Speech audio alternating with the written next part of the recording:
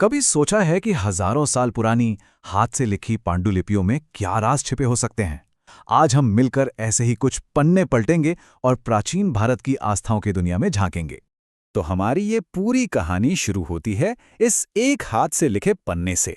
इसका टाइटल है शैव तथा भागवत धर्म। ये दो नाम हमें सीधे प्राचीन भारत की दो सबसे बड़ी आध्यात्मिक धाराओं की ओर ले जाते हैं। लेकिन इन धार्मिक परंपराओं को समझने से पहले एक बहुत बड़ा सवाल समझना जरूरी है। वो ये कि प्राचीन भारतीय ब्रह्मांड को देखते कैसे थे।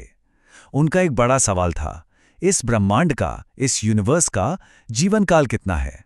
और इसका जवाब समय को देखने के उनके खास नजरिए में छुपा है। तो चलिए सबसे पहले बात करते हैं समय के पहिए की। ये वो विशाल कॉस्मिक स्टेज है जिस पर सारी पौराणिक कथाएं और मान्यताएं घटित होती हैं। प्राचीन भारतीय सोच के हिसाब से समय एक सीधी लकीर में नहीं बल्कि एक साइकिल, एक चक्र में चलता है। इसे 4 युगों में बांटा गया है: सत्ययुग, त्रेता, द्वापर और कलयुग। हर युग में मोरालिटी और धर्म का लेवल बदलता रहता है। सत्ययुग सबसे अच्छा, सबसे आदर्श माना जाता है और कलयुग सबसे ज्यादा गिरावट का समय। ये चारों युग मिलकर एक बहुत बड़ा साइकिल बनाते हैं। और मजे की बात यह है कि यह साइकिल यहीं खत्म नहीं होता, ये बार बार एंडलेसली घूमता रहता है। समय की ये साइक्लिकल अंडरस्टैंडिंग ही एंशिएंट इंडियन फिलॉसफी का बेस है, जो लीनियर टाइम यानी एक सीधी रेखा में चलने वाले समय से एकदम अलग है। तो अब जब हम टाइम का ये कॉन्सेप्ट समझ गए हैं, तो वापस आते हैं उन दो स्पिरिचुअल स्ट्रीम्स पर जिनका जिक्र इन पन्नों में है। देखिए, भारत के स्पिरिचुअल लैंडस्केप पर मोटे तौर पर 2 बड़ी धाराएं हैं। एक है शैव धर्म, जो भगवान शिव को सुप्रीम बीइंग मानता है, और दूसरी है भागवत धर्म, जो भगवान विष्णु और उनके अवतारों की भक्ति पर बेस्ड है। सदियों से ये दोनों परंपराएं करोड़ों लोगों की आस्था का केंद्र रही हैं। शैव धर्म की एक बहुत ही खूबसूरत, बहुत ही गहरी सोच है अर्धनारीश्वर की। ये रूप दिखाता है कि शिव आधे पुरुष और आधी स्त्री यानी पार्वती। ये इस बात का सिंबल है कि ये यूनिवर्स मैस्कुलिन और फेमिनिन एनर्जी के बैलेंस से ही चलता है, जहां दोनों एक दूसरे के बिना अधूरे हैं। भक्ति की इस लहर को दक्षिण भारत के कवि संतों ने बहुत आगे बढ़ाया। जो विष्णु के भक्त थे वो आलवार कहलाए, जिनमें पोईगई और तिरुमंगई जैसे संत हुए। और जो शिव के भक्त थे वो नयनार कहलाए, जिनमें तिरुज्ञान एक बड़ा नाम है। अब चलते हैं भागवत धर्म की दुनिया में, जो डिवाइन अवतारों की कमाल की कहानियों से भरी है। भागवत धर्म का जो कोर आइडिया है वो है अवतार का कॉन्सेप्ट, और ये वाकई फैसिनेटिंग है। माना जाता है कि जब जब धरती पर बुराई बढ़ती है और धर्म का संतुलन बिगड़ता है, तब तब भगवान विष्णु से बचाने के लिए अलग अलग रूपों में जन्म लेते हैं। उनके 10 मुख्य अवतार दशावतार के नाम से जाने जाते हैं। ऐसी ही एक बड़ी फेमस कहानी है वराह अवतार की। कहते हैं कि जब एक राक्षस ने पृथ्वी को किडनैप कर समंदर की गहराइयों में छिपा दिया, तो विष्णु ने एक विशाल सुअर यानी वराह का रूप लिया और धरती को अपनी थूथनी पर उठाकर बाहर ले आए। ये कहानियां दिखाती हैं कि धर्म की रक्षा के लिए ईश्वर कुछ भी कर सकता है।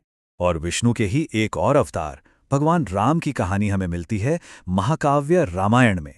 संस्कृत में लिखा ये महान ग्रंथ 7 हिस्सों यानी कांड में बटा हुआ है, और ये भारतीय संस्कृति का एक फाउंडेशन पिलर है।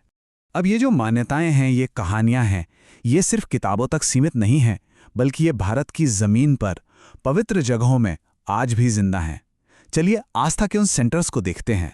60,000 ये सिर्फ एक नंबर नहीं है, ये प्राचीन भारत में हुए एक बहुत बड़े ज्ञान यज्ञ का प्रतीक है। लेकिन कैसे?